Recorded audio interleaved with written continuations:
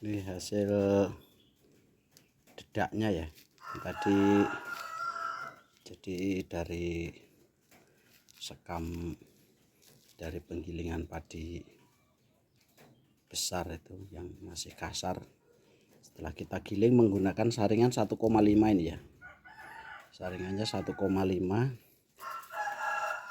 dengan sistem pakai yang mini aja hisap. Nah nanti kita timbang berapa kilo ya hasilnya.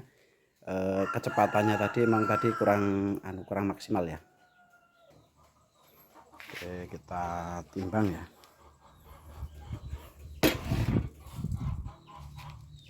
Nol koma 9.